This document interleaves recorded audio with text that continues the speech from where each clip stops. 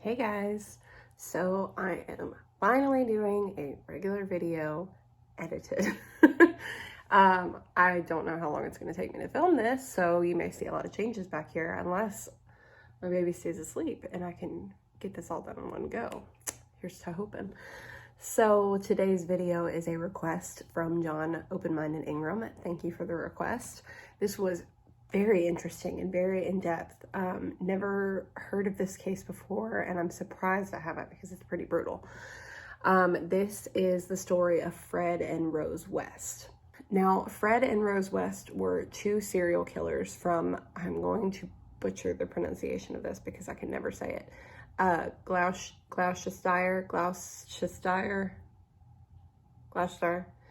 England. And they committed at least 12 murders between 1967 and 1987.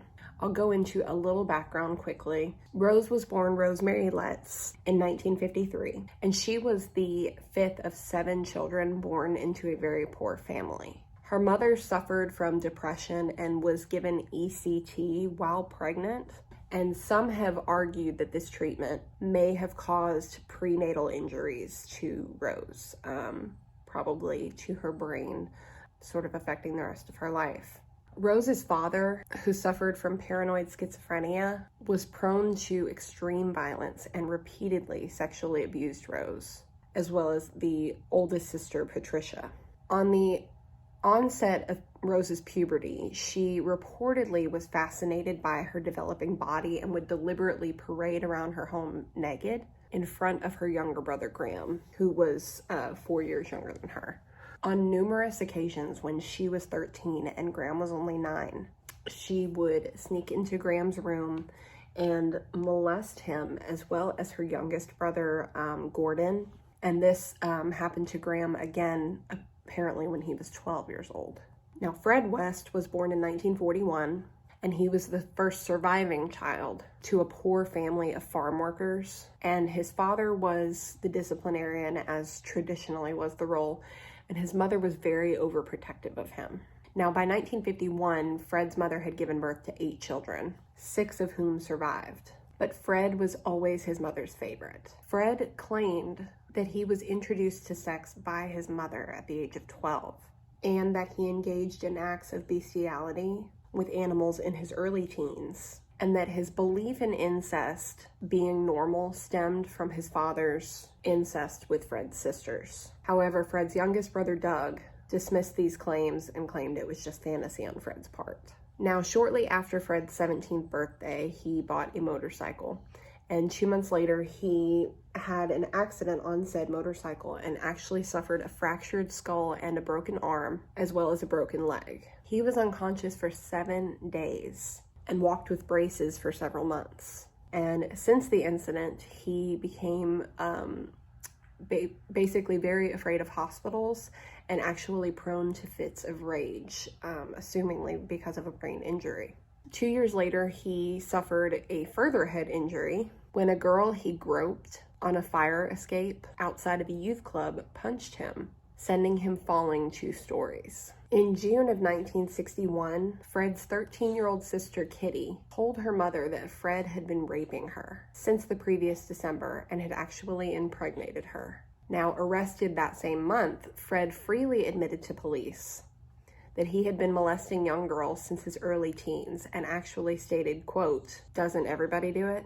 Now, Fred became reacquainted with Catherine Rena, as she was known, Costello, in September of 1962, when he was 21. They had previously dated for several months in 1960 before she returned to Scotland. Now, Costello at the time was pregnant by an Asian man, and it's believed she may have relocated from Glasgow to England due to certain members of her family expressing their displeasure at her being pregnant with a mixed-race child. She married Fred while she was still pregnant on November 17th of that year. Rena's daughter, Charmaine, was born in March of 1963, and to explain the child's, I'm about to have to take a break, to explain the child's mixed race ancestry, Rena and Fred claimed that she had suffered a miscarriage and that Charmaine was actually adopted. Now, in July of 1964, Rena had a daughter with Fred named Anne Marie. The family nanny, I apologize if I'm pronouncing the first name incorrectly, Isa McNeil, and neighbors of the Wests at the time recall that Rena was a very considerate mother, struggling to bring up 2 children, and apparently Fred treated those children very harshly. Now, Fred later admitted to having numerous affairs, and when Rena discovered this, she began an affair herself with a man named John McLaughlin. On one occasion, Fred discovered the pair in an embrace. When he did so, he punched Rena, making her scream. In response, McLaughlin punched Fred, who drew a knife and grazed McLaughlin's stomach. When punched by McLaughlin a second time, Fred stopped defending himself. Years later, McLaughlin recalled this incident and stated he couldn't tackle a man, but he wasn't so slow in attacking women. McLaughlin and Rena continued their affair, and McLaughlin became increasingly alarmed by Rena's black eyes and bruises. On each occasion, it became clear that Fred had beaten his wife, and therefore McLaughlin beat Fred. Another time, McLaughlin actually witnessed Charmaine, who was just a little bit older than a toddler at the time, ask Fred for an ice cream from his van. In response, Fred struck her across the head, which triggered another beating from McLaughlin. I have to say, I'm a big fan of McLaughlin. On November 4th of 1965, Fred accidentally ran over and killed a small boy. Now, he was cleared of any wrongdoing by the police. They believed it was an accident, but Fred was very afraid of the hostile reaction of the locals, whom he relied upon to make a living. So in December, he returned to Gloucester, I'm so sorry, with Charmaine and Anne Marie, and Rena joined him in February of '66, accompanied by the nanny McNeil and Anne McFall, who also moved into Fred's caravan. Now, McNeil and McFall both also came from poor families, so they were actually hoping to find work in England. By early 1966, Fred had begun to exhibit dominance and control over all 3 women. To escape Fred's domestic abuse and increasingly sadistic sexual demands, Rena phoned McLaughlin, begging him to come rescue her, McNeil, and her children.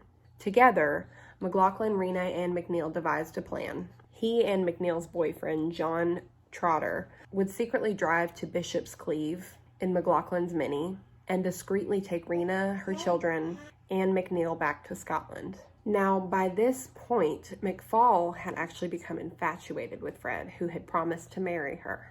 It is likely that she informed Fred of the plan because he arrived at the meeting time, and McFall was oddly calm when she informed McNeil that she intended to remain with Fred to work as the children's nanny.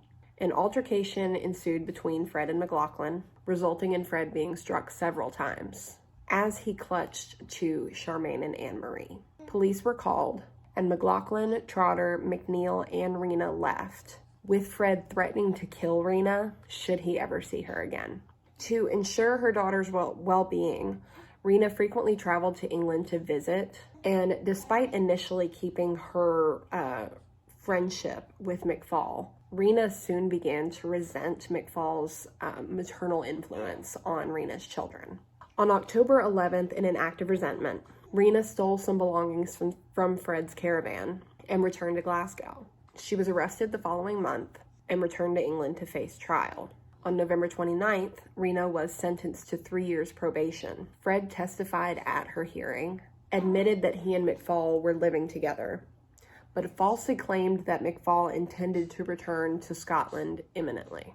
Now, in 1967, McFall, who was 18 and 8 months pregnant with Fred's child, vanished. She was never reported missing, but her dismembered remains were found buried at the edge of a cornfield in June of 1994. Her limbs had been carefully disarticulated, and many phalange bones were missing from her body, likely to have been retained as keepsakes.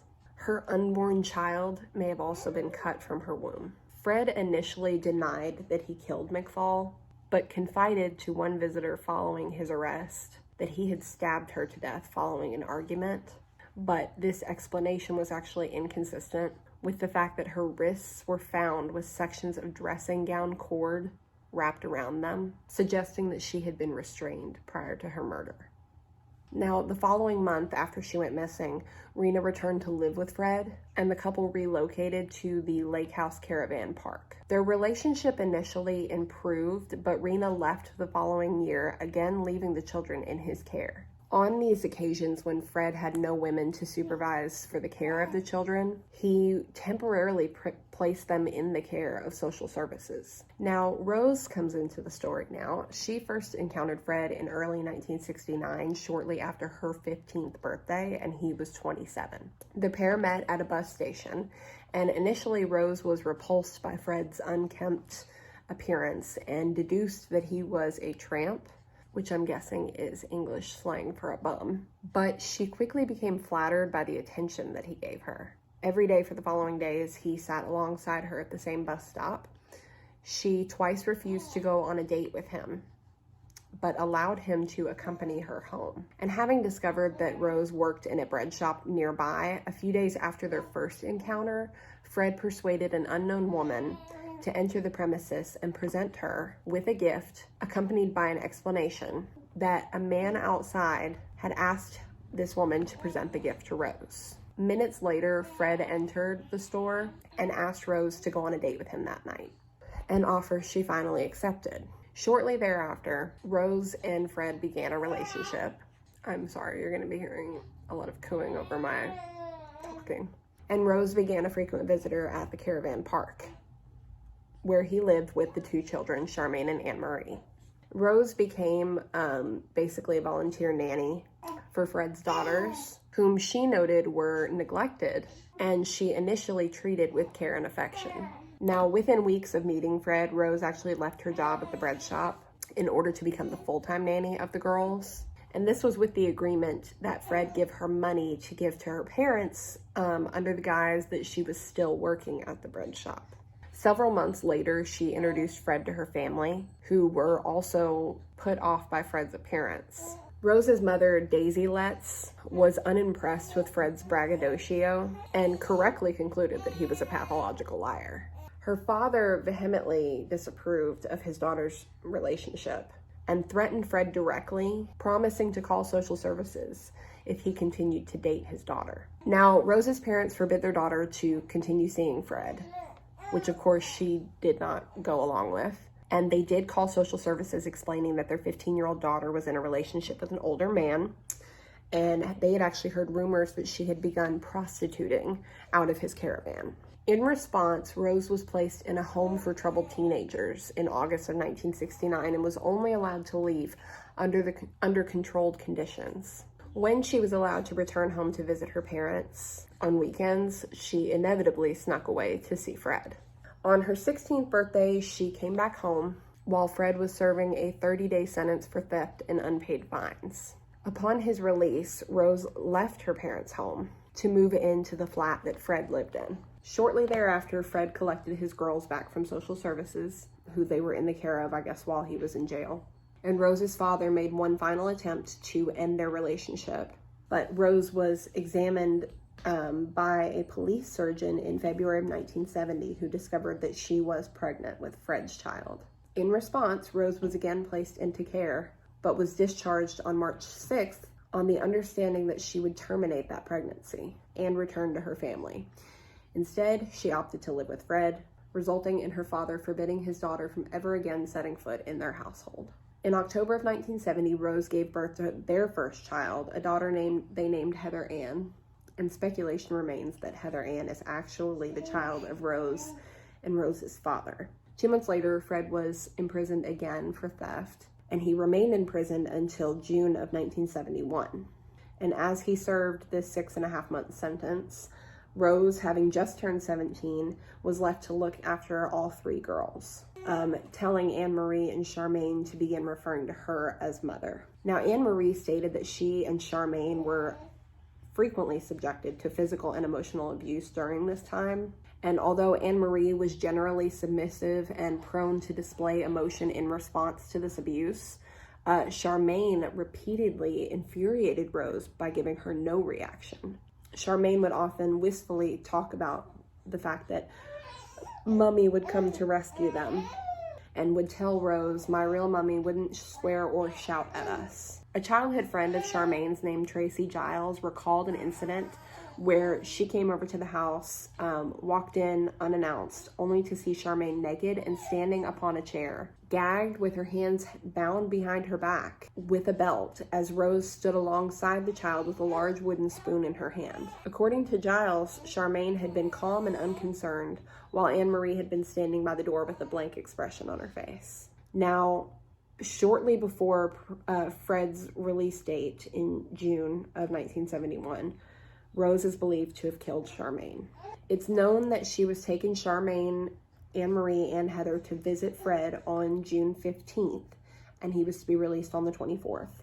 Now, a mother of one of Charmaine's play dates stated that one day in June, she had brought Tracy Giles, who had seen the incident prior, to visit Charmaine, only for Tracy to be told by Rose, "She's gone to live with her mother, and bloody good riddance." When Fred was released from prison and Anne-Marie asked her father and told her father what she believed, had happened, or that her sister was missing, Fred stood up for Rose, stating that Rena had collected Charmaine and returned to Scotland. In Anne-Marie's autobiography, she mentions asking why her mother didn't take her as well, to which Fred would respond, "She wouldn't want you, love. You're the wrong color." Now, Charmaine's body was initially stowed in the coal cellar of Midland Road until Fred was released from prison.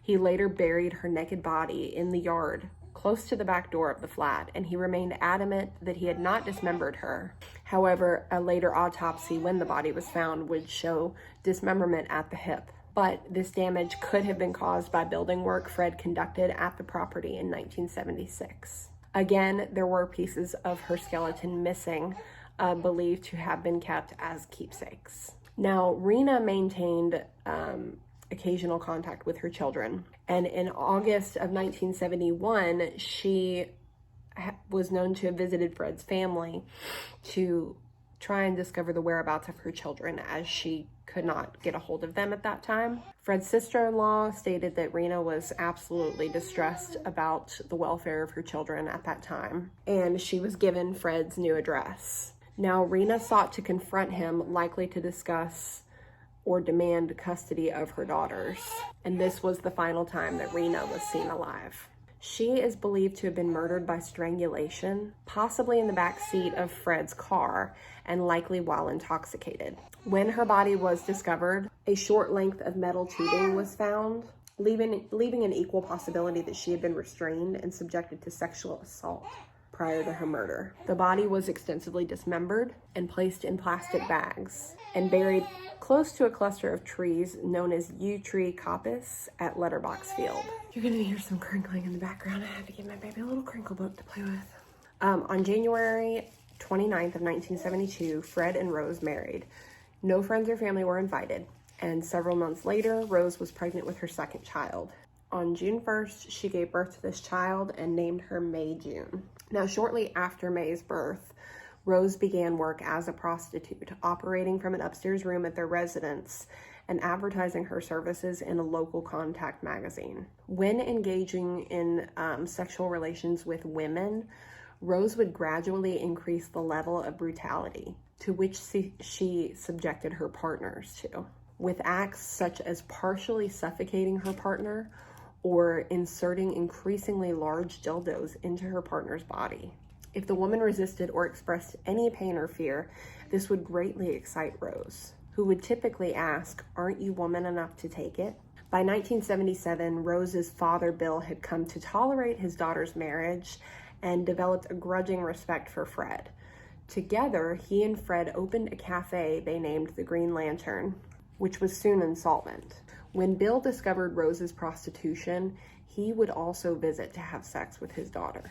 By 1983, she had given birth to 8 children, at least 3 of whom were conceived by clients. Fred willingly accepted these children as his own and falsely informed them the reason their skin was darker than that of their siblings was because his great-grandmother was a black woman.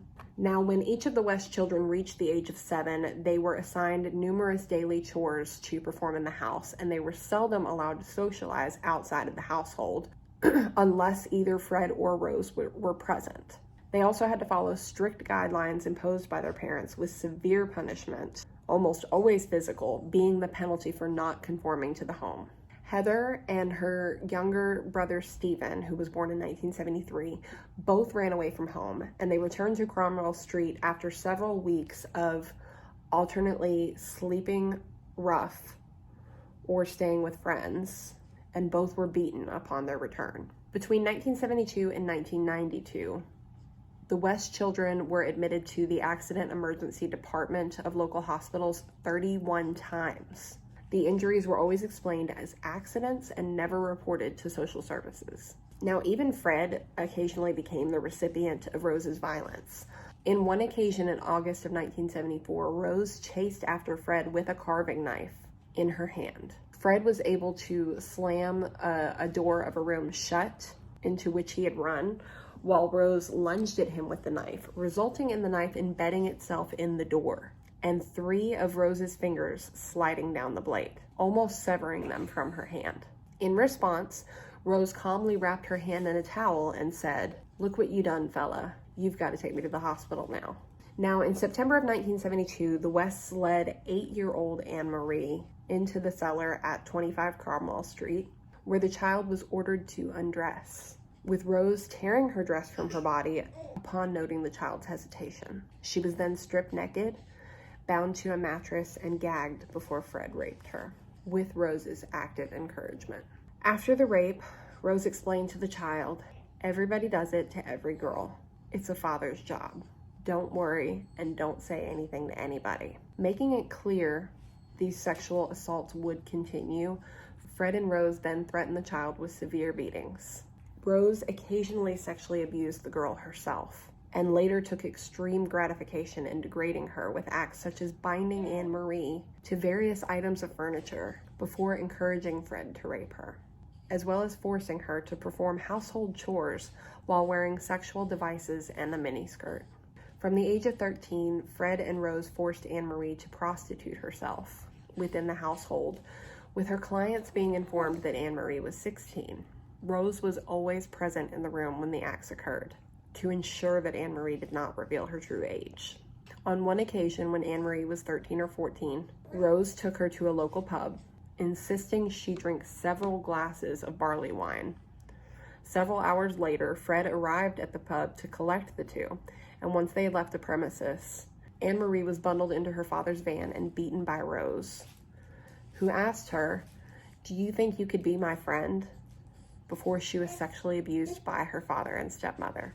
In October of 1972, the Wests hired 17-year-old Carol Owens as the children's nanny. They had picked her up one night on a secluded country road where she was hitchhiking and invited her into their home upon noting that she was unhappy with her home life, with Rose explaining away her prostitution as being a masseuse. When Owens herself became the recipient of the West's overt sexual advances, she announced her intentions to leave the Cromwell Street home and return to her home. Now, knowing Owens' habit of hitchhiking along this certain road, the Wests formulated a plan to abduct her for shared gratification. Fred later admitted that the specific intent of his abduction of her was likely the rape of and murder of Owens, but that his initial incentive was to determine whether his wife would be at least willing to assist him in abduction. On the 6th of December of 1972, the couple lured Owens into their vehicle with an apology for their conduct and offered her a lift home.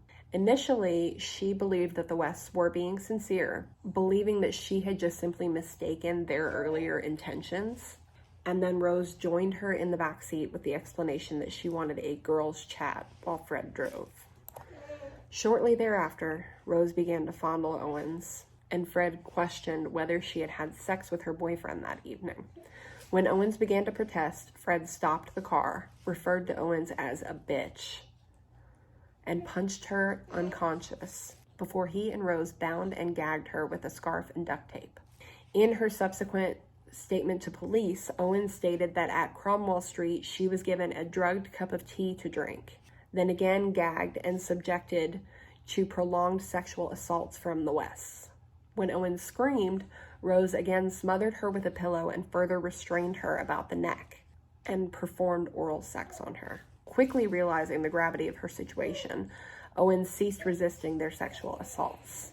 The following morning, having noted Owens screaming when one of his children had knocked on the door of the room in which she was restrained, Fred threatened that he and his wife would keep her locked in the cellar and allow his black friends to abuse her, and that when they had finished, he would bury her body beneath the paving stones in Scotland. Fred then claimed that he had killed hundreds of young girls, adding that Owens had primarily been brought to the house for Rose's pleasure. He and Rose then calmly asked Owens whether she would consider returning to their home as the nanny. And seeking her way of escape, Owens agreed and vacuumed the house to indicate her belief in becoming an extended member of the family.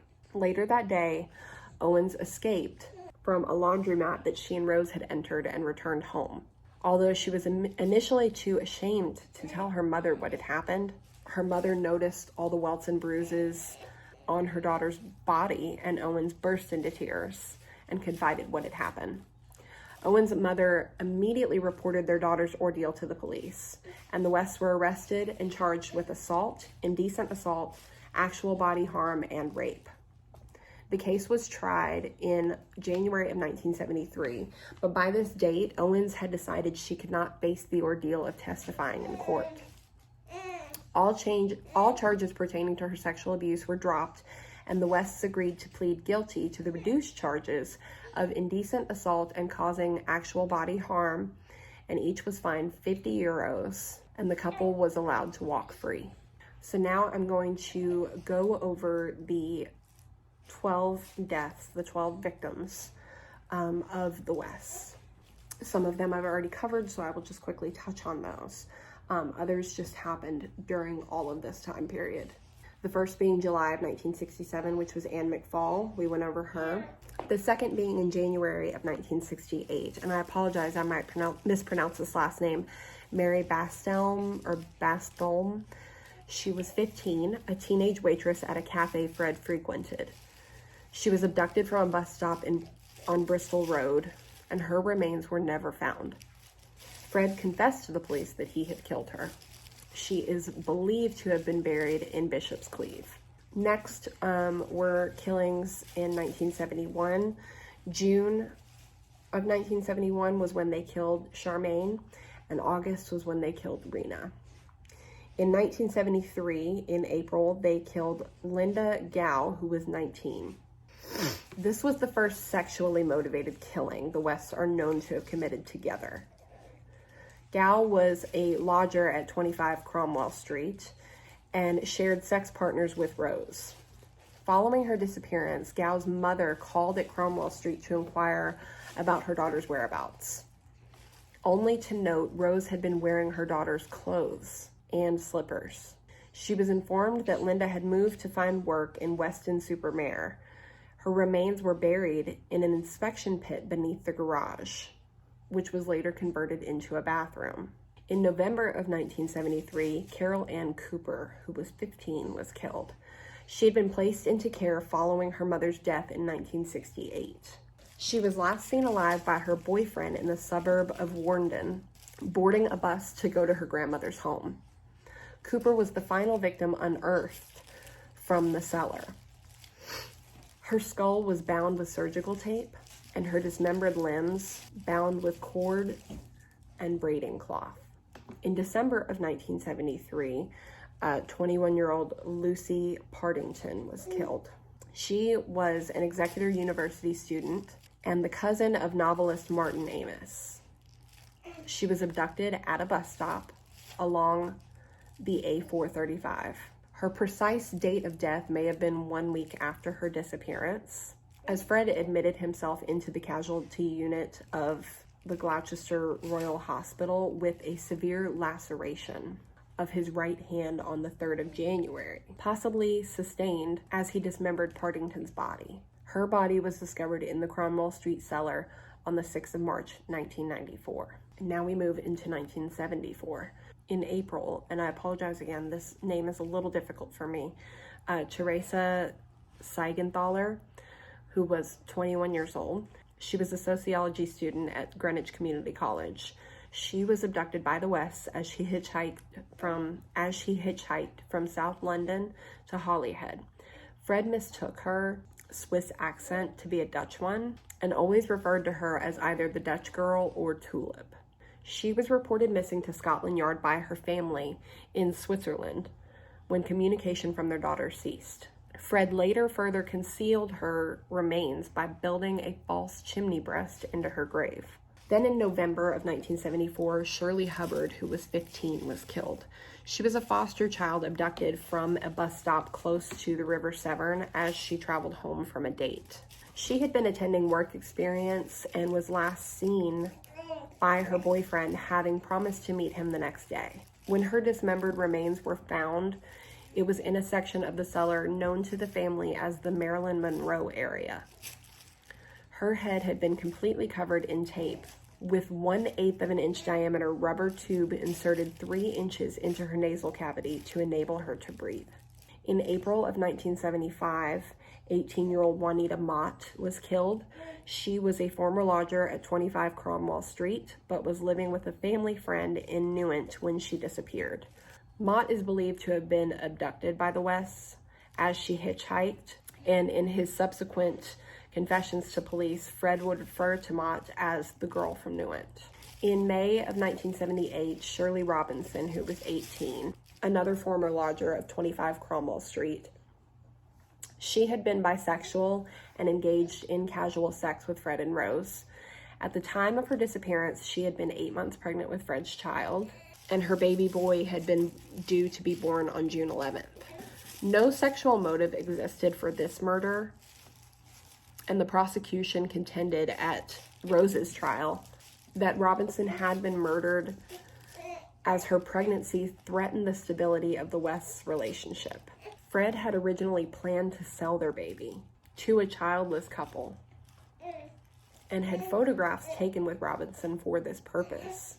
Lastly, on August 5th of 1979, 16-year-old Allison Chambers was killed. She had been placed into foster care at the age of 14. She became acquainted with the Wests in mid-1979, and Fred later claimed to his lawyer that Chambers had died as a result of Rose becoming, quote, too bloody vicious. Her dismembered body, missing several bones, and with a leather belt looped beneath her jaw and tied at the top of her head, was buried in the garden of Cromwell Street. This was the final murder where sexual motive was established. Now, after 1979, when Anne Marie ran away from home, Heather and Mae West became the focus of Fred's incestuous sexual relations. Anne Marie had run away after enduring a particularly severe beating from Rose to her stomach just days after being discharged from the hospital for a treatment of ectopic pregnancy. Now, the frequent abuse endured by Fred had increased once these girls reached puberty, and he was very unapologetic for his conduct, explaining to the girls, "I made you, I can do what I like with you."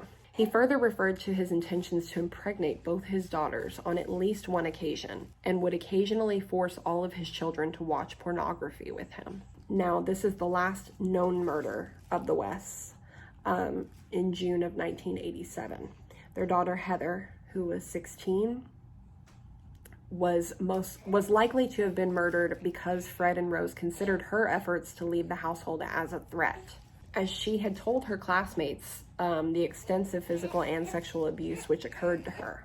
Now, Fred claimed that he had not intended to kill her, but carpet fibers found on 2 lengths of rope discovered with her remains suggested that she had been restrained and subjected to sexual assault prior to her murder. Her body was dismembered with a heavy serrated knife and later buried in a hole in the garden which Fred had his son dig under the pretense of installing a fish pond.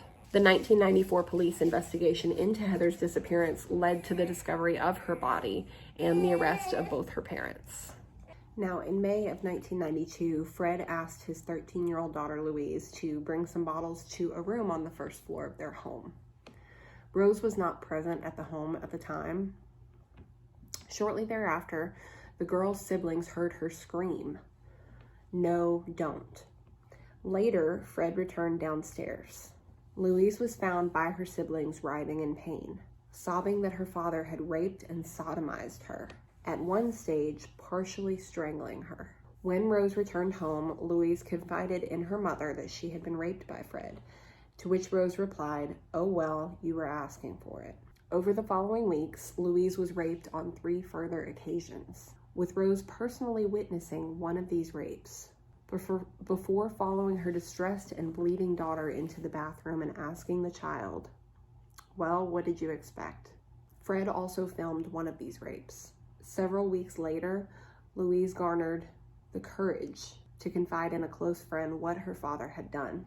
This friend told her own mother what had happened on the 4th of August. In response, the friend's mother anonymously informed the police. On August 6th of 1992, the police searched the West household on the pretext of searching for stolen property. Although numerous objects of sexual paraphernalia, including 99 pornographic videos of both homemade and commercial nature, were discovered, police did not find the video depicting the rape of Fred's daughter.